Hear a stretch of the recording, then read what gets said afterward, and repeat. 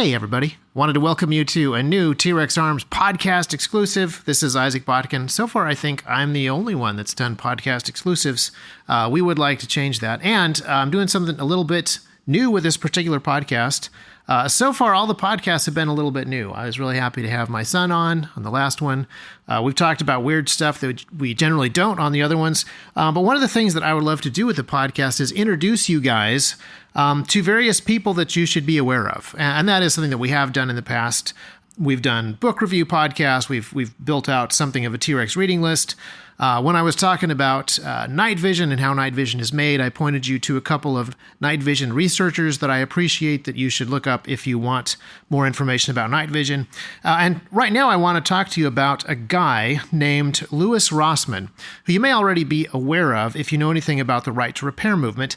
And I also want to talk about the right to repair movement. There's a number of reasons why I think this is important, but I also wanted to just take the opportunity to let you know that I appreciate him in a lot of different ways. Now, I will just state right off the bat that this isn't a complete and total endorsement of everything that Louis says. Just a quick note on endorsements. The way that the far left and social justice warriors treat everything is that everything is a complete and total endorsement. So if you ever liked anything that Jordan Peterson ever said, then you have endorsed everything that Jordan Peterson has ever said, and everything that Jordan Peterson ever will say, and everything that anyone ever thinks that Jordan Peterson has said or will said. You have to be 100% behind all of those things. And that's not that's not how this works. I can like Thomas Jefferson quotes, even though I don't like Thomas Jefferson.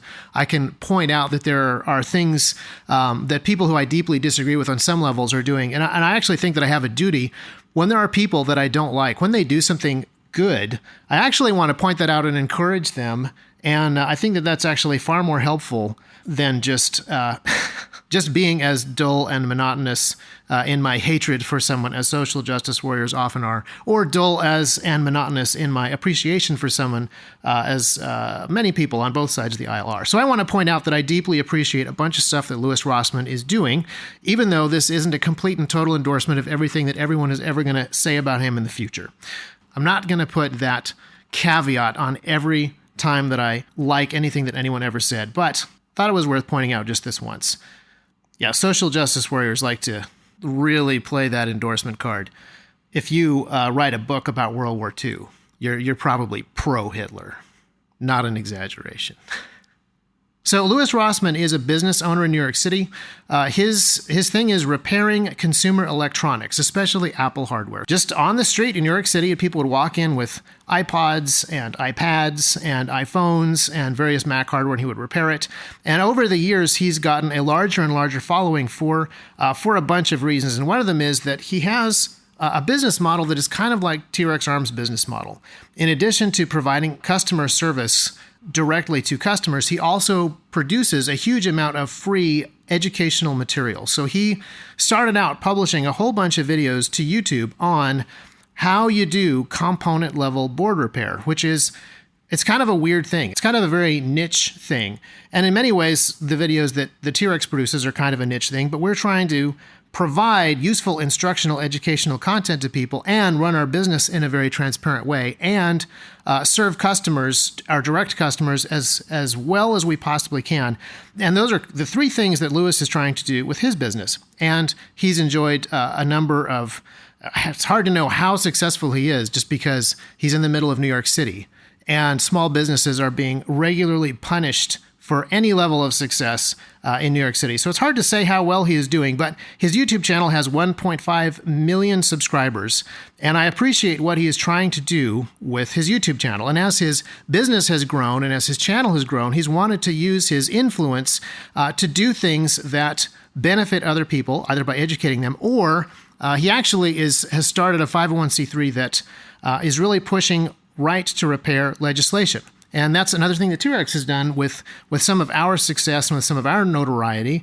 We have tried to do legislative stuff and some lobbying because we actually want to change laws for the better also. So I appreciate a lot of that stuff that Louis is doing.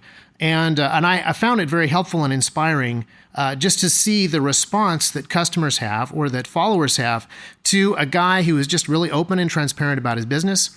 And everything that he does in his business, he teaches other people how to do. He's not precious about his techniques. He's actually trying to create a whole army of people who can repair electronics, not just grow his own business. And in doing so, he has been tremendously influential in growing a number of different third-party repair businesses, but also that has grown his own business. And in talking about his business and being transparent, he also talks a lot about New York City. And I find his channel really interesting. So in 2018, I think it was, he was forced out of his shopfront by a bunch of the weird and kind of shady real estate deals were going on. I think that he actually had the very last human landlord of any commercial shopfront space in New York City.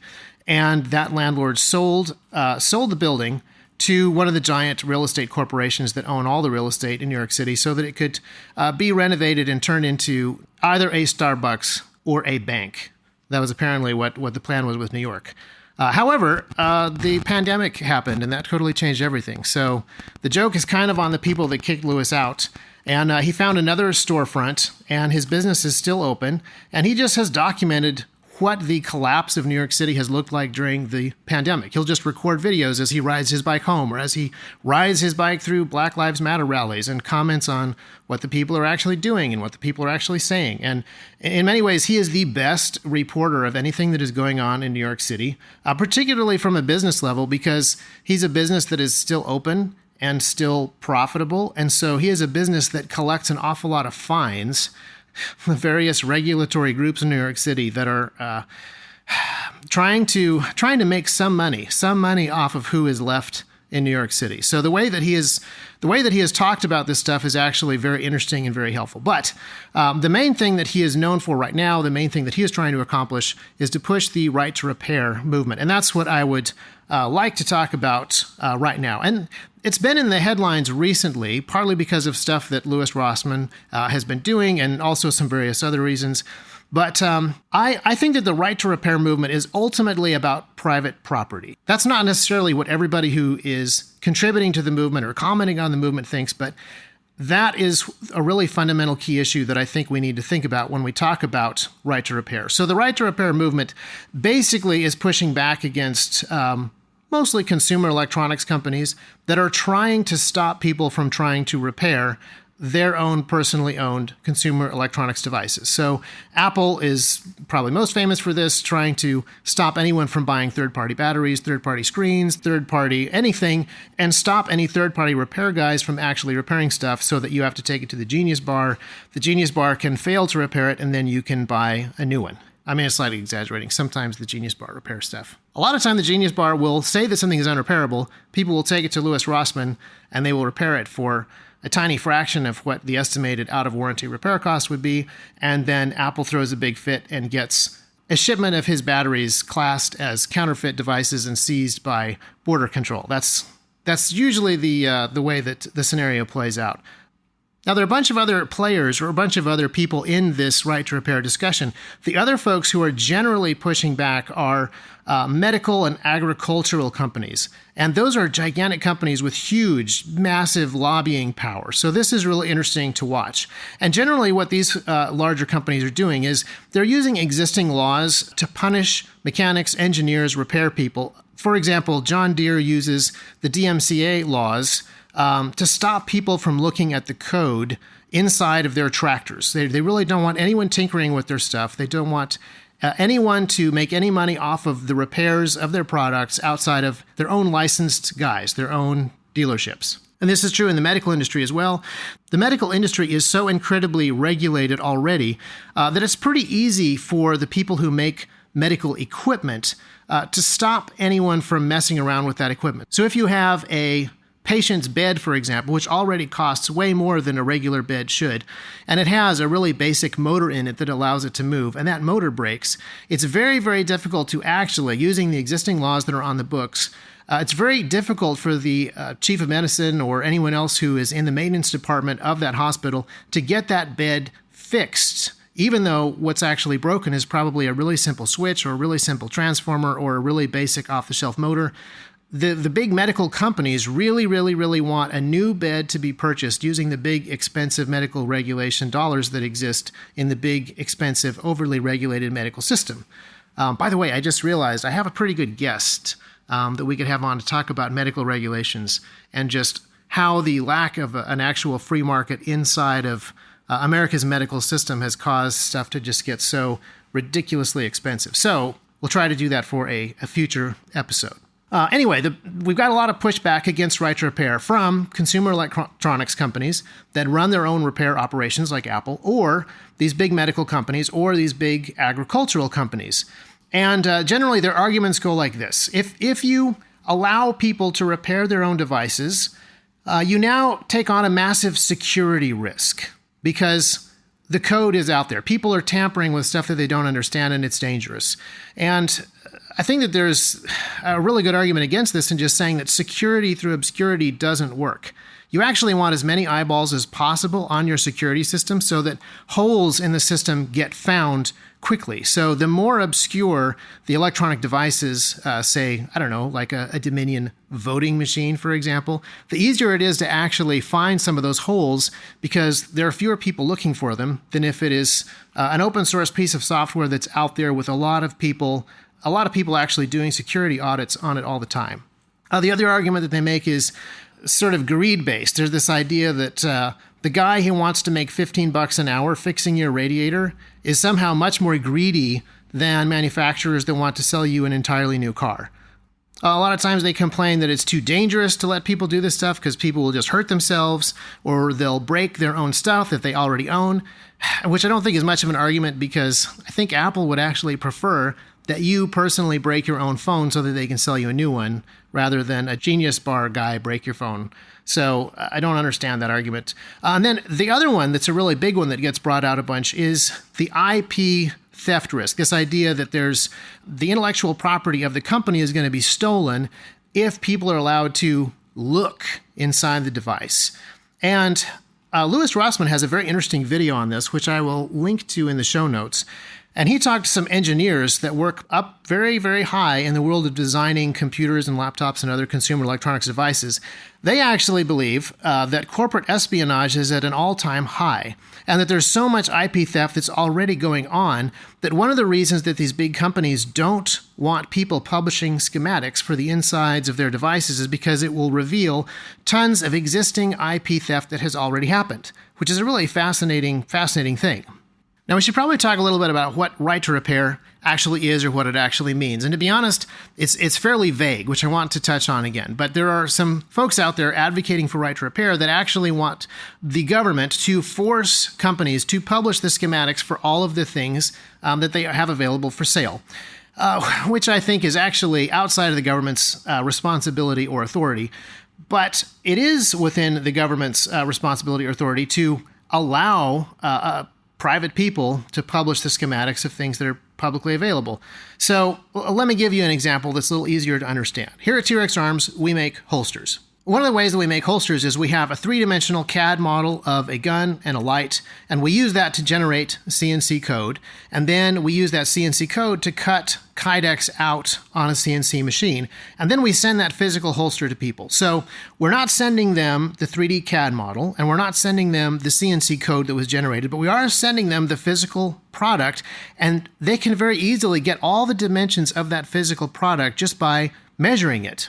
And so one of the things that the larger electronics companies are pointing out is they don't want schematics published of how the inside of the board works, even though if you want to see how the inside of the board works, all you have to do is take the computer apart and look at the board and follow the traces and look at the components, and then you can draw up your own schematic of what is inside of the board. It's no longer secret if you can physically look at the finished public product and see exactly how it works. So the dimensions of a sidecar holster are also not secret because the dimensions are available to anyone that has the physical product and a ruler. Or the T-Rex blueprint shirt. If you buy the sidecar blueprint shirt, that's actually the actual blueprints of the sidecar holster, and you could measure that and you could reverse engineer it. And you can always reverse engineer any product that you can physically hold in your hands. And that doesn't necessarily mean that the company that sells that product has lost all of their IP. Like T-Rex Arms, we still have the CAD model, we still have the CNC code, but that physical product, you can measure it, you can find out exactly how wide it is, and there really is no way that the government should stop you from saying that our holsters are 5 inches wide when you can buy our holster and measure it and see that it's 5 inches wide. And companies like T-Rex Arms should not sue you for saying that holsters are 5 inches wide when they're actually demonstrably, measurably 5 inches wide. But this is one of the things that a lot of the big corporations are actually pushing back against. Stuff that is very easily measured, very easily seen, very easily documented. They really don't want people talking about that, despite how public it is. And one of the reasons I wanted to talk about this particular topic this week is Steve Wozniak weighed in, and he weighed in on the side of the right to repair guys. So if you don't know who Steve Wozniak is, he is one of the founders of Apple. Apple is, again, one of the biggest companies that is pushing back against the right to repair idea. And Wozniak is someone who pointed out that Apple was started by people who learned everything that they knew about electronics by repairing stuff, by tinkering, by experimenting, by having the freedom to do all of those things. And that was how they gained their skill set to actually build all of the equipment that they sold at Apple.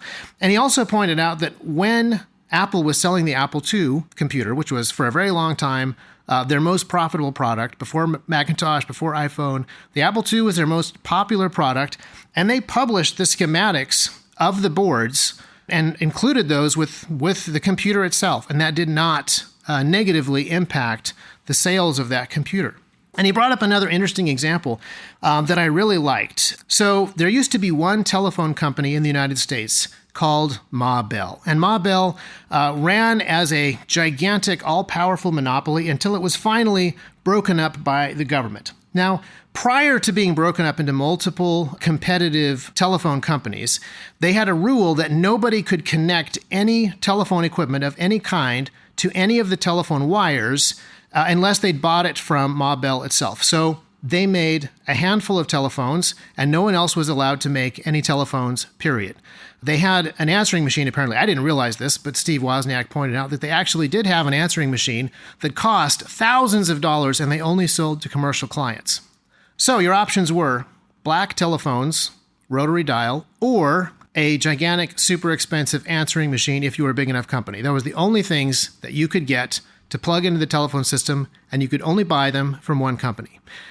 Now, after Ma Bell was broken up and the monopoly was destroyed, a ton of companies began developing different types of telephones. And not just telephones, they invented answering machines that worked with regular cassette tapes and fax machines and modems. And so you ended up with a situation where there are a lot more phones available, even those really ridiculous Garfield phones. Not a fan of those, but still, it's the free market, so it's okay.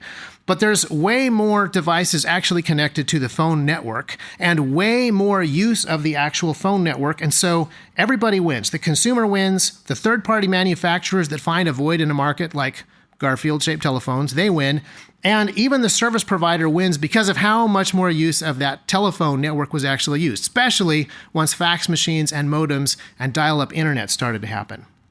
Now let's ask a question, because the phone company did in fact own all of that infrastructure. They owned the telephone poles and the wire, and they maintained it. So I do think they should have some level of say into what is done on that network. And I'll give you an extreme example. What if a guy connected his Tesla coil to the phone lines and ran thousands and thousands of volts through the equipment, which was destructive? Well, then I think that police officers could actually arrest that guy, and a case could be made that he was destroying private property owned by the phone company, and probably also destroying private property owned by his neighbors, and possibly also attempted murder if he was blowing up telephones that people were using. Like, there's a lot of actual significant serious crimes that you could bring to bear on a guy who did that extremely damaging hypothetical thing. But if there were a guy who built himself a do-it-yourself telephone that had a louder speaker because he was hard of hearing, and built it to the specs that Ma Bell had written, there is no crime that is committed by connecting that thing to the phone lines and giving that guy the freedom to experiment and develop and to make something that makes his life better and to make something that allows him to build a business that makes other people's lives better. These are the sorts of things that you really lose when you have the type of top-down control monopolies that some of these corporations are wanting to construct. So what do I think about right to repair? Well, like I said, it's a fairly vague concept at this point. And probably the best thing to do is talk about some of the individual bills that exist. And there are bills that have been floated. Very few bills have actually been passed into law, but there are bills that have been written, and we can talk about what some of those bills do. And I would say that any bill that allows the government the power to force companies to provide free parts or forces companies to publish schematics for the things they've created, I actually think that that's outside of the government's authority to do. But I also think that it's really important that we not allow government to be the enforcement arm for big companies who want to take away your right to private property. Government's job is to punish actual theft, not to punish too much competition or too much free choice. So let's talk about a right to repair. And it's a confused issue because it's in the news, people are talking about it, and so both sides of the political spectrum are trying to use this buzzword, right to repair, as a way to push their own agenda. So there's folks on the left who really want right to repair to create a communistic system where the big corporations are forced to give away free stuff. And then there are other leftists who really want to use the right to repair buzzword to create a system where the government is just bigger and more powerful and has greater control over what companies can and cannot do to consumers. But then there's also people who just want to use this right to repair movement to let customers have access to a freer market of repair tools and repair techs, and just have a little bit more autonomy in the world of these gigantic tech giants. So all of the discussion around right to repair is pretty fuzzy and unfocused at the moment. And you can kind of see that when you look at Louis Rossmann himself. If you look at Louis Rossmann's right to repair legislation that he has proposed around New York City and New England, you will see him being attacked by leftists as a far-right extremist. And you'll also see him being attacked by the right as a far-left extremist who is being funded by George Soros. So neither side of the political spectrum really knows what to do with right to repair. And the giant lobbying firms for these big medical companies and these big electronics companies, these tech companies, these agricultural companies are kind of using whatever tools they have in their toolbox to attack the right to repair guys. And one of the things that makes it easy is right to repair is, as I said, kind of undefined. Like, what is the right to repair rooted in? What does it actually need to do? And as far as I have been able to study, the right to repair stuff that we're talking about now is only the tip of the iceberg. There is so much more work that we actually need to do in repealing the terrible legislation that allows these corporations the kind of control that they do and allows the government the kind of manipulative power that they have in regulation and subsidizing certain industries and certain companies over others. We need to get rid of all this legislation that undermines private property. Right to repair is just a tiny, tiny glimpse at a huge stack of power that the government has that it really should not have. And if we address right to repair properly, we'll remove a lot of that government power. And if we do it wrongly, we'll probably end up creating a more powerful government in an effort to rein in some of these corporations. And that's not the right way we want to solve this problem. So right to repair bills, I think, some of them are extremely helpful. Some of them are less helpful. But it's important to really recognize what right to repair is in general. I think that it is the right to repair comes from the right to private property. So the right to repair battle feels like it is twigs out at the end of a very large branch. And I'm not saying that we shouldn't fight over the issues that are small twigs. I think that we need to do that, though, while we remember what the larger trunk is. So right to repair is a little twig growing off of the bigger branch that is private property. And as we fight over this issue, I really want us to bear in mind what it is that we're trying to accomplish at a branch level or at a trunk level or at a root level. What are the fundamental rights that are the roots of this tree of liberty that we have? So private property is a really important one to clearly define and work towards, and right to repair comes off of that. So as we talk about this issue, which I think that we should try to clarify it around things and really try to use this opportunity to bring actual freedom to consumers, not just in a allowed to repair your iPhone way, but in a much larger way that restricts government power and that allows for the free market to help people do the things that they need to do. And I really want you to follow up with Louis Rossmann. Check out some of his videos, understand some of the issues that he is running into, and some of his interviews with different guys who are in the tech industry or in the agricultural industry or in the medical community. Those are fascinating videos. And I really want to commend Louis Rossmann for wanting to use the platform that he has built as a business owner to be heavily involved in changing the world that he lives in for the better. And I want to really commend him in using transparency as one of his most powerful weapons. And again, as we talk about different communities and working together with different people and finding unity, a lot of times I think we over-exaggerate differences that exist, and then we also over-exaggerate the level of unity that we need. So people will say, Isaac Botkin, you need to be more balanced. You should be watching more CNN. I don't think that actually is the solution to my need for balance. I think what's actually really helpful is instead of just reading what various political commentators or various Instagram memers are saying about New York City, actually watch some videos by a guy like Louis Rossmann, who is a business owner inside of New York City, who lives in New York City, who is on the ground riding his bike through protests, riding his bikes along the neighborhoods, able to report, hey, this is what the media is saying that the New York real estate market is like right now. But as a guy who is in the market right now, it is not that way at all. That's the kind of additional context information that we need to be looking for as we try to be more discerning about this culture war that we're in, or this political fight that we're in, or even just knowing what's going on in the world around us. So check out Louis Rossmann, and I really would ask that you take some time to really think about right to repair.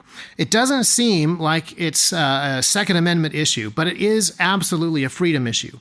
And this issue of being able to own your own property is something that is extremely fundamental. It's something that is a very foundational freedom that we need to recognize and that we need to fight for in a clear and coherent way.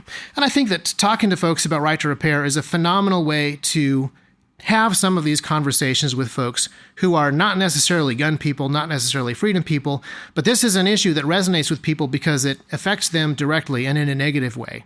And this is something that we need to know more about, because as this issue is talked about in a political way, this is something that you're going to need to be educated enough that you can take the opportunity to push your own representatives that you're interacting with, so you can push them in the right direction, give them the information that they need to vote correctly on some of these bills and some of these issues. And again, use these as an opportunity. These little fights out in the twigs and out in the leaves of the Tree of Liberty, use those opportunities to point people back to the branches and the trunk and the roots of what it is that we are trying to preserve as a country. So thank you very much for listening to this episode of the T-Rex Talk.